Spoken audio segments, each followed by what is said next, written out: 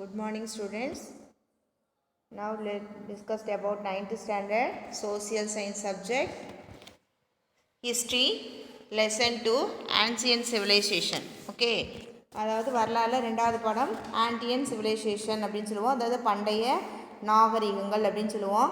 Learning objectives of this lesson to learn about early societies and state formations.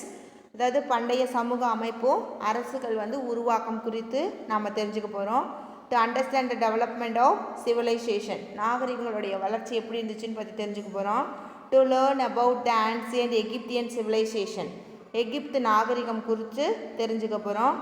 To study the main features of Mesopotamian civilization, மெசபடோமியாவுடைய நாகரிகத்துடைய முக்கிய பண்புகள் என்ன அப்படின்னு தெரிஞ்சுக்க போகிறோம்.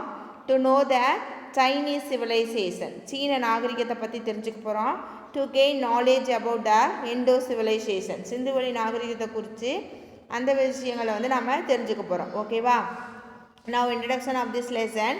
Urban societies that adopt complex way of life were more organized than the early hunter-gatherer and Neolithic farming societies. Okay, அதாவது சமுதாயங்கள் அப்படிங்கிறது மேற்கொண்ட அந்த மேம்பாட்டு வாழ்வியல் முறை அப்படிங்கிறது ஃபஸ்ட்டு எப்படி இருந்தாங்கன்னா, பண்ட காலத்தில் நம்ம வேட்டையாடுதல், உணவு சேகரித்தல், ஒரு குழுக்களாக இருந்தாங்க அப்படிங்கிறத நம்ம சொன்னோம். சரி, அதே நேரத்தில் கற்காலத்தில் அந்த எல்லோரும் ஒரே குரூப்பாக சேர்ந்து என்ன பண்ணாங்க, வேளாண்மை அப்படிங்கக்கூடிய ஒரு சமூகம் அப்படிங்கிறது இருந்துச்சுன்னு சொல்லி பார்த்துருக்கோம்.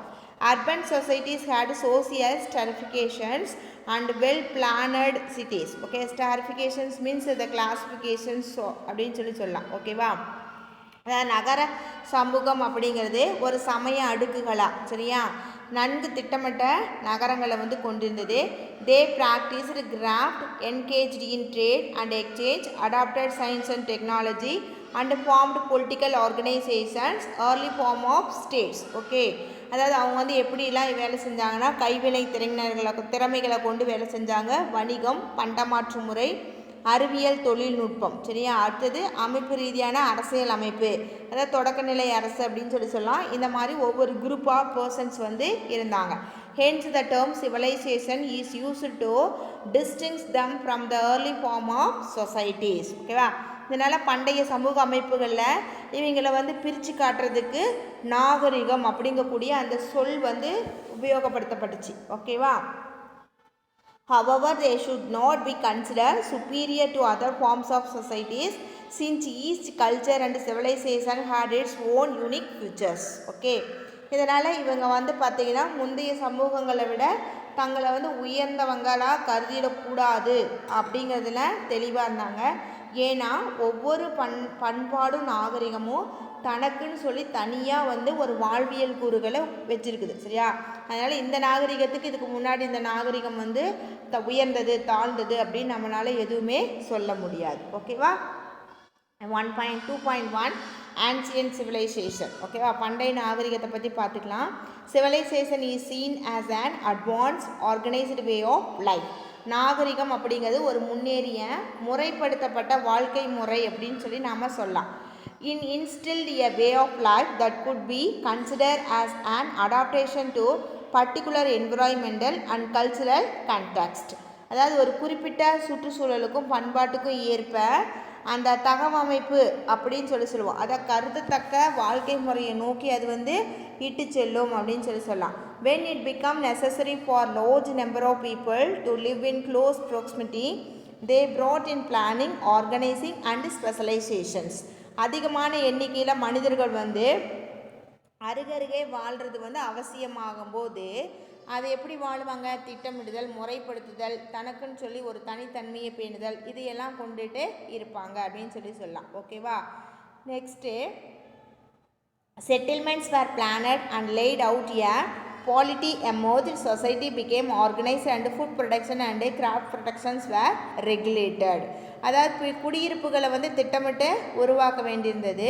அங்கே குடியிருப்புகள் எல்லாம் பக்கம் வரும்போது அங்கே ஒரு அரசியல் அமைப்பு அல்லது ஒரு சமூகம் அப்படிங்கிறது ஒழுங்குபடுத்தப்பட்டுச்சு. உணவு, கைவினை பொருட்களுடைய உற்பத்தியும் ஒரு முறைப்படுத்தப்பட்டுச்சு அப்படின்னு சொல்லலாம். A civilization began to take shape. Huge buildings were built the art of writing developed and science and technology contributed to the betterment of societies. Okay, நாகரிகங்கள் வந்து வடிவம் பெற தொடங்கினதும் மிகப்பெரிய கட்டடங்கள் அப்படிங்கிறத கட்ட ஆரம்பித்தாங்க. சரியா, எழுத்துக்கலை அதை எழுத ஆரம்பித்தாங்க. அடுத்தது அறிவியல், தொழில்நுட்பம், சமூக மேம்பாடு, இது எல்லாமே ஒவ்வொன்றா வந்து டெவலப் ஆக ஆரம்பிச்சிச்சு. ஓகேவா, the Egyptian, Mesopotamian, the Chinese and the Indus were the important early civilization. பண்டைய நாகரிகத்தில் மிக முக்கியமானது எதுன்னு பார்த்தீங்கன்னா எகிப்திய நாகரிகம், மெசபடோமியா நாகரிகம், சீன நாகரிகம், சிந்துவெளி நாகரிகம் அப்படிங்கிறது ரொம்ப முக்கியமானது அப்படின்னு சொல்லுவோம். while these civilization flourished in certain regions, people in other parts of the world lived as hunter gatherer and pastoralists. Okay, அந்த காலத்தில் நாகரிகமெல்லாம் நல்லா வளர்ச்சி அடைஞ்ச காலகட்டத்தில் உலகத்தில் மக்கள் மற்ற பகுதிகளில் வாழ்ந்தவங்க என்னென்ன வேலையை செஞ்சாங்க அப்படின்னு பார்த்தீங்கன்னா வேட்டையாடுதல் அப்படிங்கக்கூடிய வேலையை செஞ்சாங்க. அடுத்தது வந்து உணவு சேகரிக்கிறவங்க, அடுத்தது மேய்ச்சல்காரர்கள், அதாவது கால்நடைகளை வந்து மேய்க்கிறாங்க இல்லையா, அந்த வேலையை செய்கிறவங்களாக இருந்தாங்க. The hunter gatherer and pastoralists maintained their relationship with these civilizations through interactions. Okay, உணவு சேகரிக்கிறவங்களும் மேய்ச்சல் சமூகத்தினரும் வந்து பார்த்திங்கன்னா நாகரிகங்களோடு அவங்க வந்து அந்த ஊடாடங்கள் மூலமாக என்ன பண்ணாங்கன்னா உறவு பேண, அதாவது ஒருத்தருக்கு ஒருத்தர் சொந்தக்காரங்க அந்த மாதிரி வந்து அவங்களுக்குள்ள அந்த ரிலேஷன்ஷிப் அப்படிங்கிறத டெவலப் பண்ண ஆரம்பித்தாங்க. This history is also equally important. அவர்களுடைய வரலாறு வந்து அது வந்து முக்கியமாக தெரிஞ்சிச்சு. ஓகேவா, ஏன்னா ஒரு ஹியூமன் பீயிங்க்கு இன்னொரு ஹியூமன் பீயிங்க்கும் ஒரு உறவு பேணும்போது அது வந்து ரொம்ப இம்பார்ட்டண்ட்டாக ஹிஸ்ட்ரியில் வந்து இடம் பெற்றுச்சு அப்படின்னு சொல்லலாம். During the time of these civilizations, South India witnessed the emergence of Neolithic agro-pastoral communities and microlithic form of life by hunter-gatherers. Okay, நாகரிகத்தில் சமகாலத்தில் வந்து தென்னிந்தியாவில் புதிய கற்கால மேலாண்மை, மேய்ச்சல் சமுதாயங்களும் நுண்கருவிகளை பயன்படுத்தக்கூடிய வேட்டையாடுறவங்க, உணவு சேகரிப்போர், இவங்கெல்லாம் வந்து அந்த சமுதாயத்தில் வாழ்ந்தாங்க அப்படின்னு நாம் சொல்லலாம். ஓகேவா, நெக்ஸ்ட்டு ஒன் பை ஒன் ஒவ்வொரு சிவிலைசேஷனாக பற்றி பார்க்க போகிறோம். ஃபர்ஸ்ட் ஒன் வந்து the Egyptian civilization. As one of the oldest civilization, the Egyptian civilization is known for its monumental architectures, agriculture, art, science and craft at a very early age. அதாவது எகிப்திய நாகரிகம்னு சொல்லுவோம். பழமையான நாகரிகங்களை ஒன்றானது எகிப்திய நாகரிகம்னு சொல்லுவோம். இங்கே வந்து பார்த்தீங்க அப்படின்னா அந்த ஆர்கிடெக்சர், அதாவது கட்டடக்கலை, வேளாண்மை, கலை, அறிவியல், கைவினை தொழில், சரியா, இதெல்லாம் வந்து நல்ல வளர்ச்சி பெற்றிருந்தது அப்படின்னு சொல்கிறோம். ஓகேவா, geography. Egypt lies in the north eastern corner of the African continent. அதாவது புவியியல் அப்படிங்கும்போது அந்த எகிப்த் அப்படிங்கக்கூடிய இடம் எங்கே இருந்துச்சு நம்மளோட வேர்ல்டில் அப்படிங்கிறத பற்றி தான் சொல்லுவோம். அப்போ எகிப்த் எங்கே இருக்குதுன்னு பார்த்தீங்கன்னா ஆப்பிரிக்கா கண்டத்தில் வடகிழக்கு மூலையில் இருக்கக்கூடியது தான் எகிப்த் அப்படின்னு சொல்கிறாங்க. It is bounded by the Red Sea on the east. கிழக்க வந்து எந்த கடல் சூழப்பட்டிருக்குது? ரெட் சி, செங்கடல் அப்படின்னு சொல்லுவோம். Mediterranean sea in the north. ஓகேவா, மத்திய தரைக்கடல் அப்படிங்கிறது வடக்கு பக்கமாக சூழப்பட்டிருக்கு அப்படின்னு சொல்லுவோம். Egypt is irrigated by the river. Egypt அப்படிங்கிறது வந்து முழுமையாக என்ன இருக்குது, அங்கே நீர்ப்பாசன வசதி அப்படிங்கிறது இருக்குது. அதுக்கு என்ன ரிவர் வந்து காரணம் அப்படின்னு பார்த்தீங்கன்னா ரிவர் நைல். ஓகேவா, எகிப்து வந்து பார்த்தீங்கன்னா நைல் நதியுடைய நன்கொடை அப்படின்னு சொல்லியும் நம்ம சொல்லுவோம். ஓகேவா, இப்போ வந்து நீங்கள் வந்து பாருங்கள் இந்த மேப்பில் நமக்கு வந்து பார்த்தீங்க அப்படின்னா எகிப்த் அப்படிங்கிறது நமக்கு தெரியுதா? இங்கே வந்து அந்த க்ரீன் கலரில் கொடுத்துருக்கிறது தான் எகிப்த். ஓகேவா, எகிப்துக்கும் ஈஸ்ட் டைரக்ஷன் உங்களுக்கு இங்கே டைரக்ஷன் போட்டிருக்காங்க இல்லையா, நார்த், சவுத்து, வெஸ்ட்டு, ஈஸ்ட். அப்போ நார்த்து சைடு மேலே வந்து ப்ளூ கலரில் கொடுத்துருக்காங்க இல்லையா, அதுதான் வந்து மெரிடேரியன் சி. எகிப்துக்கும் ஈஸ்டில் இருக்குது இல்லையா ப்ளூ கலரில், அது வந்து பார்த்திங்கன்னா ரெட் சி அப்படின்னு சொல்லுவோம். ஓகேவா, இங்கே போகிறது தான் வந்து பார்த்திங்கன்னா நைல் ரிவர் அப்படிங்கிறது இருக்கும். ஓகேவா, நம்மளுடைய வேர்ல்டு மேப்பில் எகிப்து வந்து எங்கே லைஸ் ஆகிருக்கு அப்படின்னு பார்த்தீங்கன்னா எகிப்த் அப்படிங்கிறது ஆப்ரிக்காவுடைய எங்கே இருக்குது, அந்த நார்த் ஈஸ்டில் வந்து இருக்கிறது தான் எகிப்த் அப்படின்னு சொல்லுவோம். எகிப்துக்கும் ஈஸ்ட் சைடில் வந்து பார்த்திங்கன்னா நமக்கு என்ன இருக்குது, ரெட் சி அப்படிங்கிறது இருக்குது. எகிப்துக்கும் நார்த்தில் வந்து பார்த்திங்கன்னா நமக்கு மெரிடேரியன் சி அப்படிங்கிறது இருக்குது. ஓகேவா, மேப்பை பார்த்துக்கோங்க. which originated in Lake Victoria in the south. ஓகேவா, அதாவது வந்து பார்த்திங்கன்னா விக்டோரியா அப்படிங்கிற ஏரியில் வந்து இந்த நைல் அப்படிங்கக்கூடிய அந்த ரிவர் எங்கே ஆரிஜினேட் ஆகுது, எங்கே உற்பத்தி ஆகுதுன்னு பார்த்தீங்கன்னா lakh Victoria in the south, தெற்கு பகுதியில் இருக்கக்கூடிய ஏரி விக்டோரியா அப்படிங்கிறதுல உருவாகுது. And flow in to the Mediterranean C in the north. ஓகேவா, அதுக்கப்புறம் அது என்ன ஆகுது, எகிப்து வழியாக பாஞ்சி நைல் நதி மத்திய தரைக்கடலில் போய் கலக்குது அப்படின்னு சொல்கிறாங்க. ஓகேவா, deserts are seen on both side of the Nile river. Nile நதிக்கும் ரெண்டு பக்கமும் வந்து பார்த்தோம் அப்படின்னா எப்படி இருக்குது, நமக்கு ஒரு டெசர்ட். ஓகேவா, டெசர்ட்ஸ் அப்படிங்கிறத நம்ம பார்க்க முடியும். ஓகேவா, பாலைவனம் அப்படின்னு சொல்லுவோம் இல்லையா, அந்த மாதிரி நம்ம பார்க்கலாம். ரெண்டு புறமும் நிலம் இருக்கும். The Egyptian civilization depends solely upon the river Nile river, and hence Egypt was called gift of Nile by the Greek historian Herodotus. ஓகேவா, எகிப்திய நாகரிகம் அப்படிங்கிறது அந்த நைல் நதியுடைய செழிப்பை நம்பி இருந்தது. அதனால் கிரேக்க வரலாற்றறிஞர் ஹெரோடட்டஸ் அப்படின்னு சொல்லுவோம். அவர் வந்து என்ன சொல்லியிருக்காருன்னா நைல் நதியுடைய நன்கொடை தான் எகிப்த் அப்படின்னு சொல்லியிருக்காரு. யார் சொல்லியிருக்காரு, கிரேக்க வரலாற்று ஆசிரியர் ஹெரோடட்டஸ் அப்படிங்கிறவர். ஓகேவா, the Nile also served a means of transport. இந்த நைல் நதி அப்படிங்கிறது எப்படி இருந்துச்சு அப்படின்னு பார்த்தீங்கன்னா போக்குவரத்துக்கு வந்து உதவி செய்யக்கூடியதாக இருந்துச்சு. த நைல் வேலி is very rich and fertile as the river deposits fresh alluvium every year. ஆண்டுதோறும் இந்த நதி வந்து புதிய வண்டல் மடிவுகளை வந்து கொண்டுகிட்டு வந்து படிய வைக்கிறதுனால இந்த மத்திய நைல் சமவெளி ஃபுல்லாக வந்து எப்படி இருந்துச்சுன்னா நல்ல செழிப்பான மண் இருக்கக்கூடிய வளமிக்க பகுதியாக இருந்துச்சு. This alluvium nurtured agriculture and helped to produce surplus of food grains leading to the development of Egyptian civilization. இந்த வண்டல் மண் வந்து வேளாண்மை செழிக்க நிறையா உற்பத்தி பண்ணுறதுக்கு உகந்ததாக இருந்துச்சு. சரியா, அதனால அது வந்து எதுக்கு ஹெல்ப் பண்ணுச்சுன்னா எகிப்திய நாகரிகம் வந்து மேலும் வளர்ச்சி அடைகிறதுக்கு உதவி செஞ்சிச்சு அப்படின்னு சொல்லலாம். The dry regions of both sides and the dry region of both sides of the Nile however remain deserts. ஓகேவா, அதாவது நைல் நதியுடைய ரெண்டு பக்கங்கள்லையும் நம்ம என்ன பார்க்கலாம், பாலைவனம் அப்படிங்கிறத நம்ம பார்க்க முடியும். சரியா, அடுத்து வந்து பார்த்தீங்கன்னா த ஹைகோல்ஸ் அப்படின்னு சொல்லுவோம். ஓகேவா, த ஹைகோல்ஸ் அப்படின்னா என்ன அப்படின்னு பார்த்தீங்கன்னா the Hyksos were the ruler of the 15th dynasties of Egypt and they were probably from the West Asia. ஹைகோஸ் அப்படிங்கிறவங்க எகிப்துடைய 15வது வம்சத்தை சேர்ந்த ஆட்சியாளர்கள். ரூலர்ஸ் அப்படின்னா ஆட்சி பண்ணுறவங்கன்னு சொல்லுவோம். இவங்க வந்து எங்கேருந்து வந்திருக்கலாம்னா மேற்கு ஆசியாவிலேருந்து எகிப்துக்கு வந்து வந்திருக்கலாம் அப்படின்னு சொல்கிறாங்க. ஓகேவா, அடுத்தது வந்து பார்த்திங்கன்னா Persians are the people from the region of Persia, the ancient Iran. பாரசீகர்கள் அப்படின்னு சொல்லுவோம் பெர்சியன்ஸ் அப்படிங்கிறவங்க. இவங்க எங்கேருந்து வந்திருக்கலாம் அப்படின்னு பார்த்தீங்கன்னா ஈரான்லேருந்து எகிப்துக்கு வந்து வந்திருக்கலாம். ஓகேவா, Greek refers to the language and the people modern day state of Greece in Europe. கிரேக்கம் அப்படிங்கிறது ஐரோப்பாவில் இருக்கக்கூடிய கிரீஸ் நாட்டில் இருக்கக்கூடிய மக்களையும் மொழியையும் குறிக்கும் அப்படின்னு நாம் சொல்லலாம். ஓகேவா, next Rome refers to the ancient Rome empire which had as its capital of city of Rome in Italy. சரியா, இவங்க வந்து பார்த்திங்கன்னா பண்டைய ரோமானிய பேரரசை வந்து சார்ந்தவங்களாக இருக்கும். இவங்களுடைய தலைநகரம் எதுனா இத்தாலியில் இருக்கக்கூடிய ரோம் அப்படின்னு சொல்கிறாங்க. ஓகேவா, நெக்ஸ்ட் வந்து பார்த்திங்கன்னா பரோக் சொசைட்டி அண்டு அட்மினிஸ்ட்ரேஷன்ஸ். ஓகேவா, பரோக்கள் அப்படின்னு சொல்லுவோம்.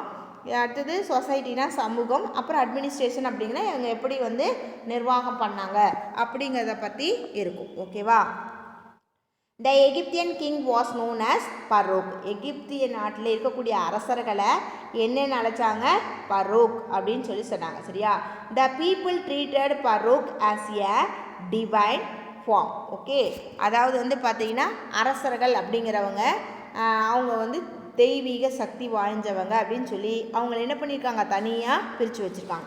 Under the pharaoh there was a hierarchy of official including viziers the governor of provinces, local mayors and tax collectors. ஓகேவா, அதாவது பரோக் ஆட்சியின் கீழே விசியர்கள் அப்படின்னு சொல்லுவோம். அடுத்தது ஆளுநர்கள், அப்புறம் உள்ளூர் மேயர்கள், வரி வசூலிக்கிறவங்க அப்படின்னு சொல்லி படிப்படியாக என்ன பண்ணியிருந்தாங்க, ஒவ்வொரு கிரேடராக அதிகாரிகள் அப்படிங்கிறத நியமித்து வச்சுருந்தாங்க.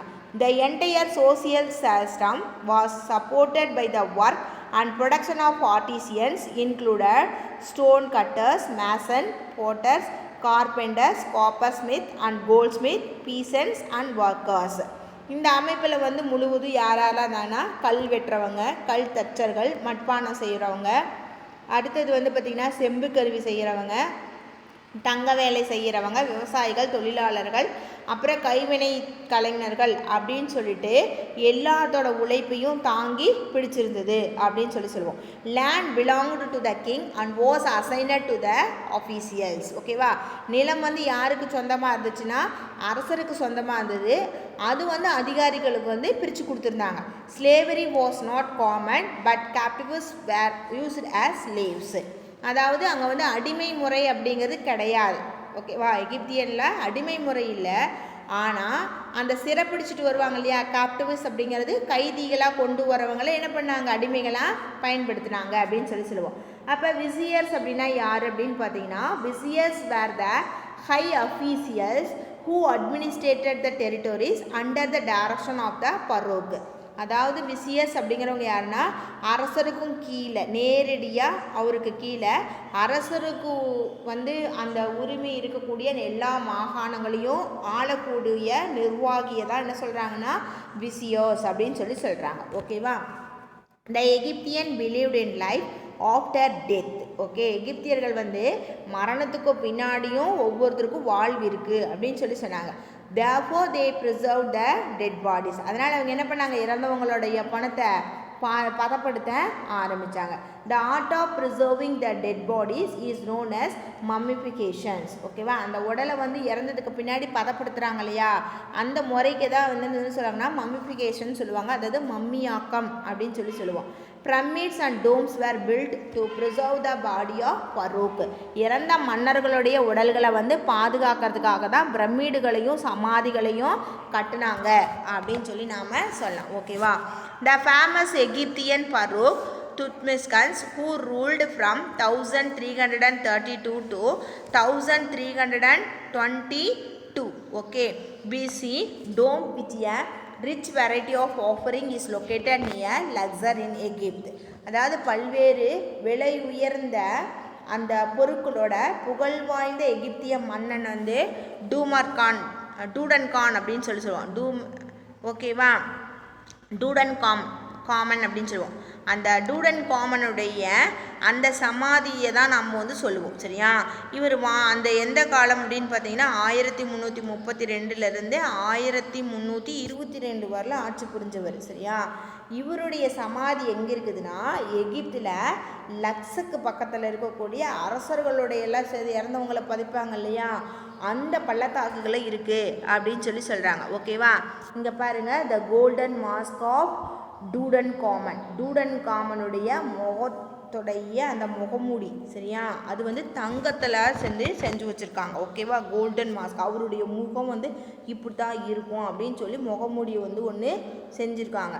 அடுத்தது வந்து பார்த்திங்கன்னா மம்மிஃபைடு பாடி ஆஃப் டூடன் காமன். ஓகேவா, டூடன் காமனுடைய பதப்படுத்தப்பட்ட உடல். சரியா, மம்மிஸ்ன்னு சொல்ல முடியாது, அது ஒரு ஃபோட்டோ நமக்கு வந்து கொடுத்துருக்காங்க. ஓகேவா, அடுத்தது வந்து பாருங்கள் மம்மிஸ் ஆஃப் எகிப்ட். ஓகேவா, இப்போ வந்து எகிப்திய மம்மிகள் அப்படிங்கிறது எப்படி இருக்குது அப்படின்னு பார்த்தீங்கன்னா, the preserved dead body is called the mummy.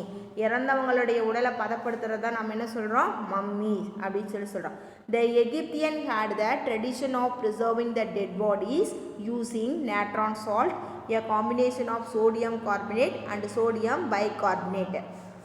இறந்தவங்களோட உடலை வந்து பதப்படுத்துறதுக்கு என்ன பண்ணுறாங்கன்னா சோடியம் கார்பனேட், சோடியம் பைகார்பனேட், இவங்களோட நாட்ரான் அப்படிங்கக்கூடிய ஒரு உப்பையும் வச்சு அந்த பாடி என்ன பண்ணுறாங்க, பாதுகாக்கிறாங்க. இந்த பழக்கம் எங்கே இருந்துருக்குது, எகிப்தில் இருக்குது. The preservation process is called mummification. இந்த மாதிரி இதையெல்லாம் மூணையும் ஒன்றா போட்டு அந்த பணத்தை வந்து பாதுகாக்கிறாங்க இல்லையா, அதுதான் வந்து மம்மியாக்கம், மம்மிஃபிகேஷன் அப்படின்னு சொல்கிறோம். After 40 days when the salt absorbed all the moisture, the body was filled with sawdust and wrapped with strips of nylon cloth and covered with a fabric. 40 நாளுக்கு பின்னாடி உப்பு வந்து உடலில் இருக்கக்கூடிய எல்லா ஈரப்பதத்தையும் என்ன பண்ணிடும், உறிஞ்சிடும். சரியா? அதுக்கப்புறம் உடலை வந்து என்ன பண்ணுவாங்கன்னா மரத்தூளை நிரப்பி அந்த லினான் அப்படிங்கக்கூடிய துண்டுகளால் சுற்றி அதுக்கப்புறம் துணியில் மூடி வச்சுருவாங்க. ஓகேவா? அதுக்கப்புறம் the body was stored in the stone coffin called sarcophagus. ஓகேவா? அதுக்கப்புறம் அந்த உடலை கல்லாலான ஒரு சவப்பெட்டிக்குள்ளே வைப்பாங்க. அந்த சவப்பெட்டிக்கு என்ன பேருன்னு பார்த்தீங்கன்னா சார்கோபாக்கஸ் அப்படின்னு சொல்லுவாங்க. ஓகேவா? அதுக்குள்ளே வச்சு அந்த உடலை வந்து பாதுகாக்கிறாங்க. ஓகேவா? Next, agriculture and trade. The Egyptian cultivated wheat, barley, millets, vegetables, fruits, papyrus and cottons. ஓகேவா? எகிப்தியர்கள் வந்து கோதுமை, பார்லி, சிறு தானியங்கள், காய்கறிகள், பழங்கள், அடுத்தது காகித நாணல். சரியா? காகித பேப்பர் தயாரிக்கிறோம் இல்லையா, அதுக்காக பயன்படுது. பருத்தி, இது எல்லாம் வந்து அவங்க உற்பத்தி செஞ்சாங்க.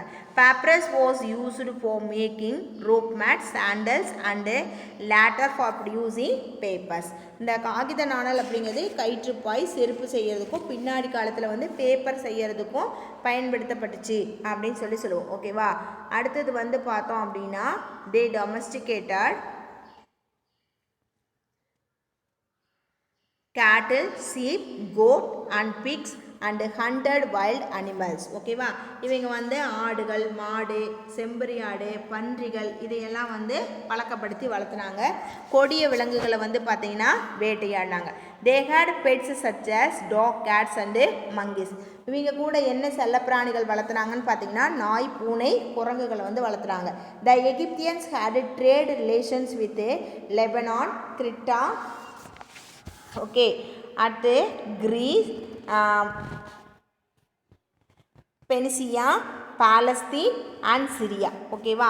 எகிப்தியர்கள் வந்து வியாபாரத்துக்காக எந்தெந்த நாடுகளோடு அவங்க வந்து உறவு கொண்டு இருந்தாங்கன்னு பார்த்தீங்கன்னா லெபனான், கிரீட்டா, அடுத்தது பொனிஷியா, பாலஸ்தீனியம், சிரியா இவங்களோட வணிக உறவு அப்படிங்கிறத வச்சுருந்தாங்க. கோல்டு, சில்வர், ஐவரி வேர் இம்போர்ட்டட். தங்கம், வெள்ளி, தந்தம், யானையோட தந்தம் அப்படிங்கிறத இறக்குமதி பண்ணாங்க. And they acquired the lapis lazuli and precious stones of bluish color from Afghanistan. இல்லை லாப்பிஸ் லாசுலி அப்படிங்கக்கூடிய நீல வைடூரிய கல்லை ஆப்கானிஸ்தானத்திலிருந்து பெற்றாங்க அப்படின்னு நாம் சொல்லலாம். ஓகேவா?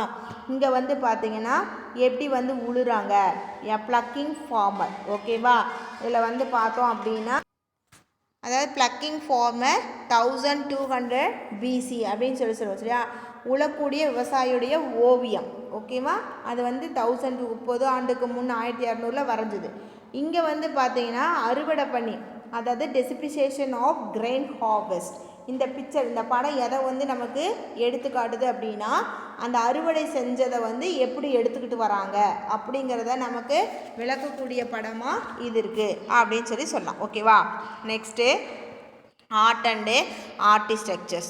The Egyptian excelled in the art and architecture. எகிப்தியர்கள் வந்து கட்டடக்கலையிலையும் கலை வண்ணத்திலையும் சிறப்புற்றிருந்தாங்க அப்படின்னு சொல்லலாம். The writing is also form of art. Numerous sculptures, painting and carving attest to the artist skills of the Egyptians. அதாவது அவங்களுடைய எழுத்து முறை கூட வந்து சித்திர வடிவில் இருந்தது. இங்கே காணப்படக்கூடிய அந்த எண்ணற்ற சிற்பங்கள், ஓவியங்கள் இதெல்லாம் வந்து எகிப்தியர்களுடைய படைப்புக்கும் அவங்களுடைய கலை ஆற்றலுக்கும் சான்று அப்படின்னு சொல்லுவோம். The pyramids are massive monuments built as tombs of mourning to the pharaohs.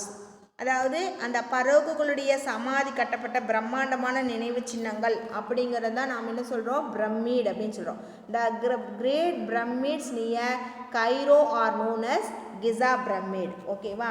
அதாவது கெய்ராவுக்கு அருகில் இருக்கக்கூடிய பிரமிடை நாம் வந்து கிசா பிரமிட் அப்படின்னு சொல்லி அழைக்கிறோம். ஓகேவா? இங்கே வந்து பார்த்தீங்கன்னா த கிரேட் ஸ்பிங்க்ஸஸ் ஆஃப் கிசா, கிசா அப்படிங்கக்கூடிய அந்த பிரமிடை பற்றி கொடுத்துருக்காங்க. ஓகேவா? It is a massive limestone image of a lion with a human head. ஓகேவா? இதில் வந்து பார்த்தீங்க அப்படின்னா மிக பிரம்மாண்டமாக அந்த ஸ்பிங்க்ஸோடைய அந்த சிலை அப்படிங்கிறது இருக்கும். இது வந்து பார்த்திங்கன்னா சுண்ணாம்பு கல் படிமத்தில் கட்டப்பட்டிருக்கும்.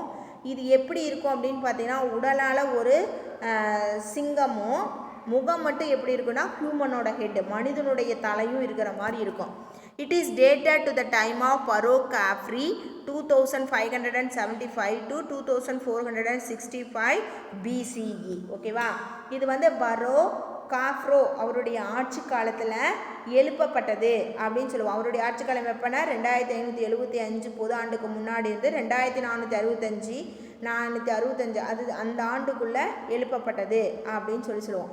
It is one of the largest cultures of the world. இதுதான் வந்து உலகத்திலேயே மிக உயரமான சிற்பம் அப்படின்னு சொல்லுவோம்.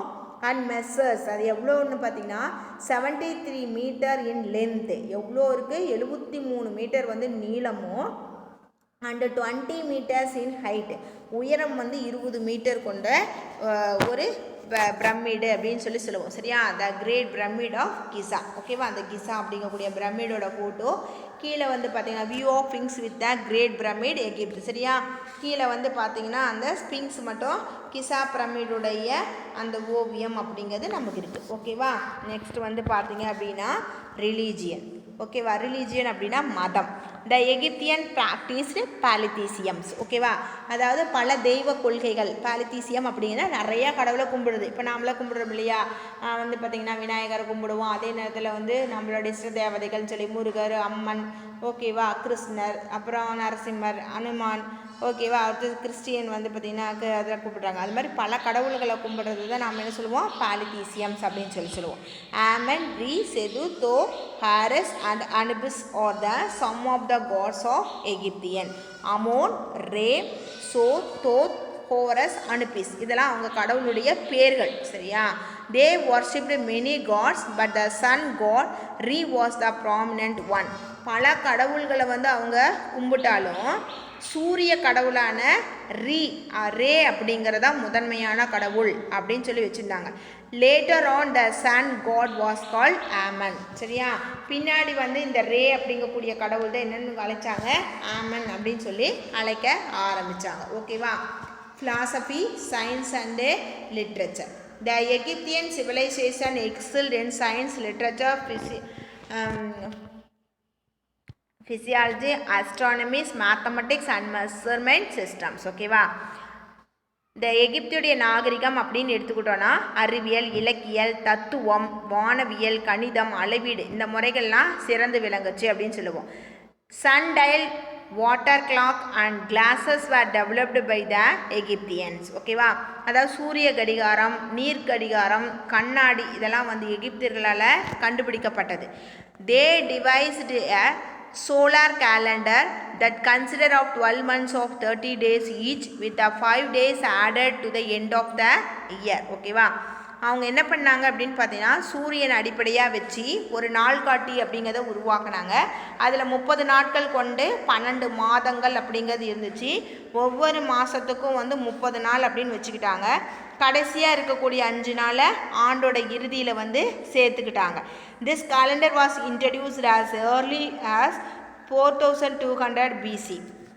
இந்த முறை வந்து எப்போ அறிமுகப்படுத்தப்பட்டுச்சுன்னா 4200லேயே புதாண்டுக்கு முன்னாடியே அறிமுகப்படுத்தப்பட்டுச்சு.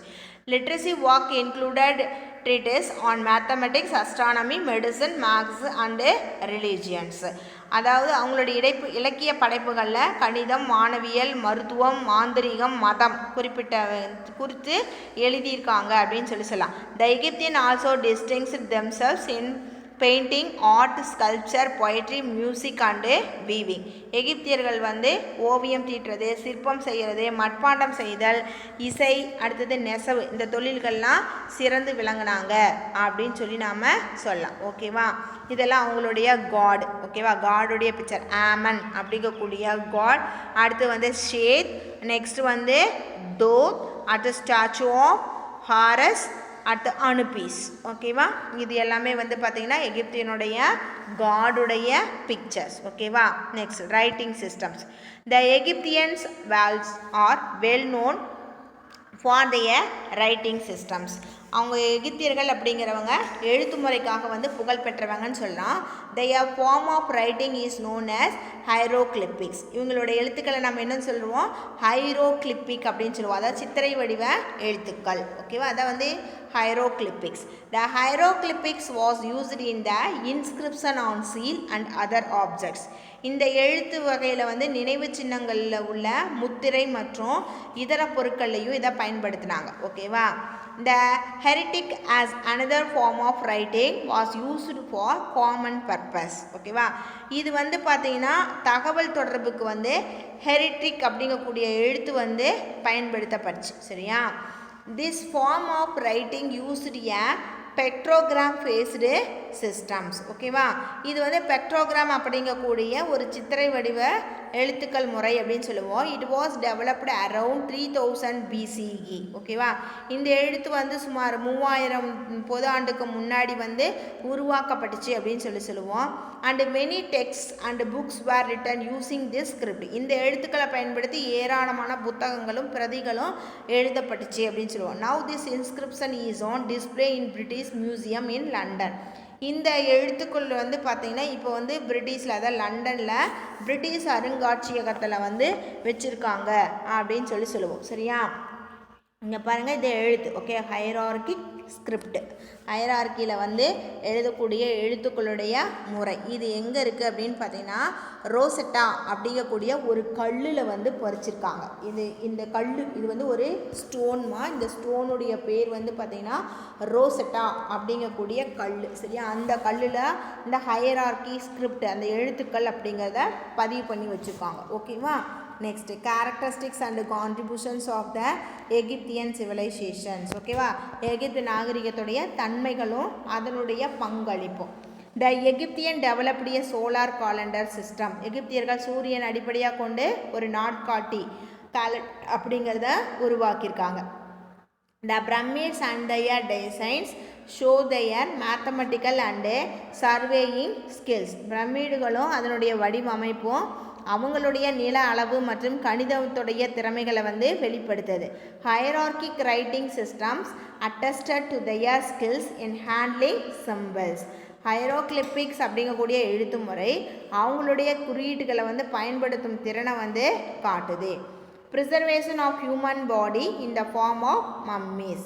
மம்மிகள் அப்படிங்கிறது இறந்த உடலை பாதுகாக்கிறதுக்கு மற்றொரு முக்கியமான பங்களிப்பு.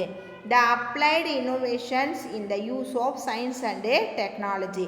அறிவியல் தொழில்நுட்பத்தில் புது புது முயற்சிகள் அப்படிங்கிறதும் அவங்க வந்து மேற்கொண்டாங்க அப்படின்னு சொல்லலாம். ஓகேவா. Today class is over now. Tomorrow we discuss the continuation of this lesson. Thank you students. Thank you one and all. The lesson prepared by Rajamani Sri Vidya Bharati Metric Higher Secondary School, Chakrampalayam. Thank you one and all.